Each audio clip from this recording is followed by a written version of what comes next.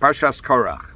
In this week's Parsha, Korach challenges the leadership of Moshe and Aaron, and he and his followers make the following claim. Rav lochem, it's enough for you. Ki chol ha'edah kulam kadoshim uv'sochom Hashem.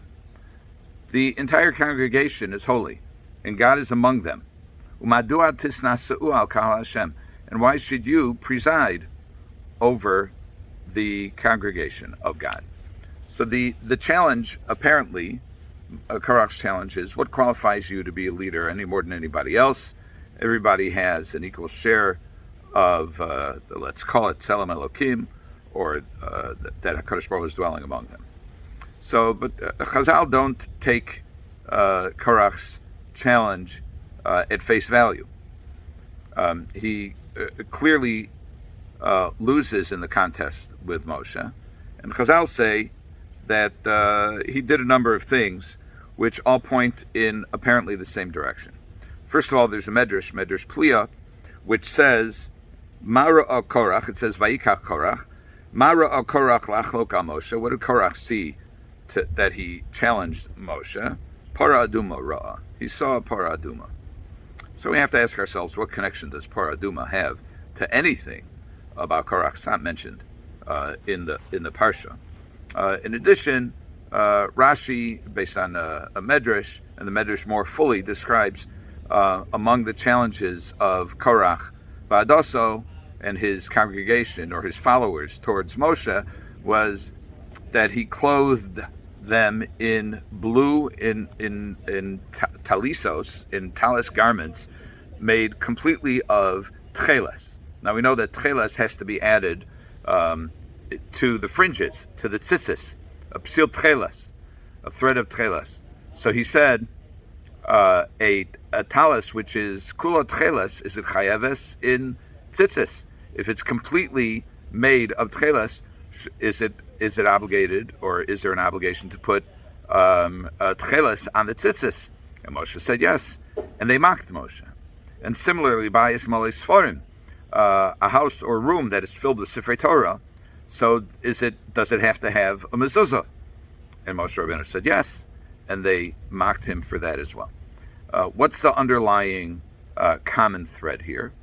It's characterized by Rabbi Soloveitchik as common sense. What is common sense? So we'll talk about that in a minute. But the common sense objection is consistent throughout, which is, first of all, Para Aduma.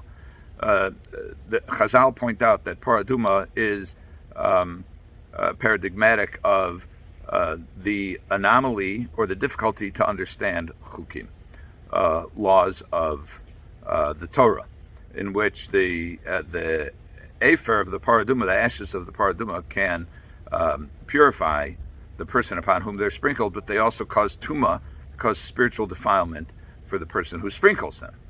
And so that doesn't appear to, quote, make sense. Similarly, Korach's objections, if the whole point of psil tcheles, of a thread of tcheles, is to remind us, as the Gemara Menachos says, tcheles doma layam, yam doma l'rakia, rakia doma l'kisei hakavod, it's supposed to give us certain references ultimately to the kisei hakavod. It reminds us of the sea, and the sea looks like the heavens, and the heavens are like the kisei hakavod. So if it's supposed to trigger that kind of association, so certainly if the entire beged, if the entire cloth is made of tcheles, wouldn't it be similar? And also, if we say that a mezuzah is supposed to protect the residents of a building, then certainly Sifrei Torah, which has what is written in the text that's written in a mezuzah, and more, and many more, so certainly that would afford that protection. So Rabbi Soloveitchik famously says that this was a common sense rebellion, which is a rebellion by people frequently associated with Balabatim, who aren't necessarily steeped in Torah, but think that because of their common sense, and they may have common sense, that they have an insight, and perhaps even a superior insight, to what the Torah actually requires. So this is the Rav. And he says that it's not just in the time of Korach, but we see it time and time again. People replacing the halachic expertise and authority of the schooled scholars with that of their own common sense.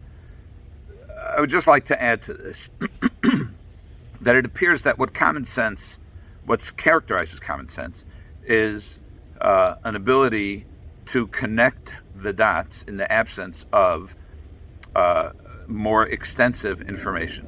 Some people are very good at that. You see this in business, you see it in game shows, where people can anticipate how dots are to be connected, even though they don't have the information, but they have intuition. Some people have very good intuition.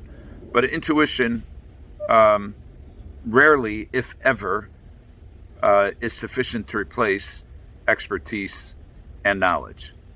And if we read Rav Soloveitchik's words a little bit more deeply than simply calling it common sense, what we confront is a tendency of people who are familiar with issues, but not steeped in the learning behind the issues, to opine about matters that are subtle and require a deeper understanding of the totality of Jewish law and Jewish tradition. And some people will even argue, well, if something is not prohibited by Shulchan Aruch, for example, then it should be done, or it could be done. And that's not always the case. There is absolutely room for common sense. There's a necessity for common sense. Rav Gedalia Dov Schwartz, Zichrono Livracha, used to say that the most important chelik of Shulchan Aruch is the fifth chelik of Shulchan Aruch, which is one of seichel. But that's only after the first four chalakim of Shulchan Aruch. And we rely on common sense in a person who is as learned as could be in the area, and then has the ability, based on what we call the shikul hadas, his own personal evaluation, to come up with conclusions.